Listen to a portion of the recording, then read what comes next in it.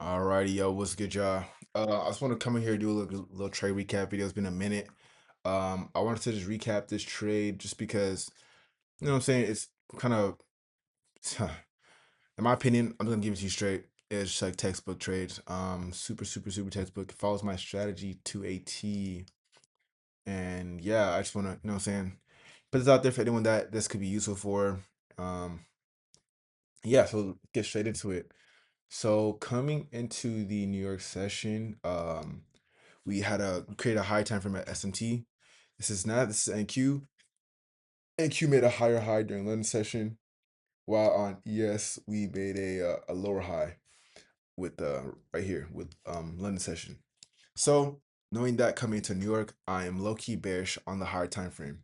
If you go to the 4 hour time frame, so on ES we have a 4 hour fair value gap. We have a 4 hour internal draw on liquidity here, and as well as on NQ. So on NQ, yeah, we had two. I marked out both of them, but my priority was to target the first one.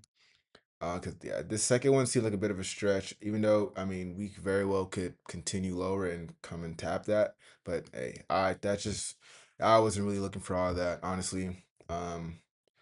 So yeah, so knowing that, like I said, I'm bearish, right, on a higher time frame. So I'm gonna be waiting for shorts pretty much. So we scaled down to the 1 hour. Before all this, we had broken structure on NQ on the 1 hour time frame, but on ES we hadn't. We This was a 1 hour candle, still looking like we're in bullish market structure, at least on ES. So knowing that, I kind of shifted my focus towards NASDAQ because I'm liking what I'm seeing on NASDAQ. We scale down to the 15-minute time frame. The 15-minute time frame. I see that we have a 15-minute for value gap here that had not been filled out yet. Um, so I wanted to at least see this gap filled and respected before then entering shorts or just being more convicted in my short bias. On ES, as you can see, I don't know what the hell we were doing. We low key inverse. I generally don't know. Like we respected it here. Like we tapped into it here during 8:45 pre market, and then we just kind of consolidated. But I didn't really like this, so I again shifted my focus right back to NQ.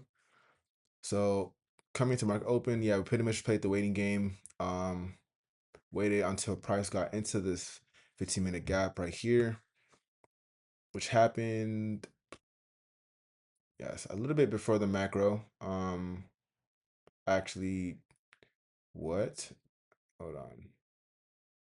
That's about, I don't know how they got moved. Happened during the macro. So I literally assumed that's because that's all I wanted to see.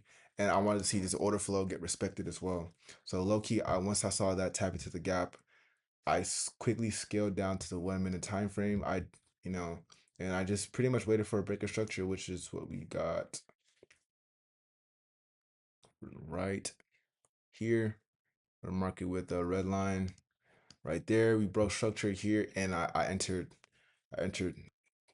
my stops above the 15-minute gap because then again, I had a pretty big feeling we're gonna respect the gap as well as this high time from SMT that we made.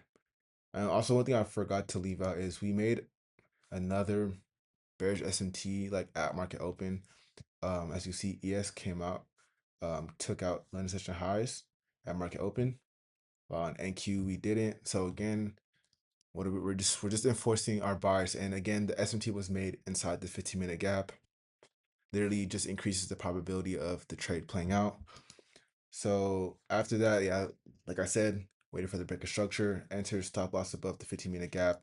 My first target was this um New York open low, and then I marked out this other 1 minute drawn liquidity here, and then my final TP was the top of this 4 hour gap. Yeah, and I had these other price targets marked out, but that was that was after I had fully taken profit. I kind of just saw that there was some more draws on liquidity inside the fair value gap that could have been marked out that I didn't. I could have taken advantage of, but I'm not gonna cry over spilled milk. I made my money for the day. There's no reason to complain. But yeah, that's pretty much it. ES just looked better. I mean, NQ just looked better. There's also a position you could have taken on ES, kind of similar um situation, except there was no 15-minute gap that was filled. There's no gap filled to kind of give me more conviction to even take the trade on ES, even though I could tell ES was bearish too, because we hadn't taken out London session lows and Asia session lows, which we had low key swept them out, literally at market open, pre-market on NQ. So I was a little bit worried there, but then again, I kind of just like, hey, ES hadn't taken out those lows, NQ did. NQ has a 15-minute gap that could send us lower, so it was just had to kind of weigh my odds. But honestly, either index would have been fine, in my opinion. But NQ just looked better um on the higher time frame for me. So I took the trade on NQ. And yeah, that's pretty much it. Wraps it up for the trade recap. It looks like NQ wants to come down to this 4-hour gap here too. Oh, there he goes. Yep. But appreciate y'all for tuning in.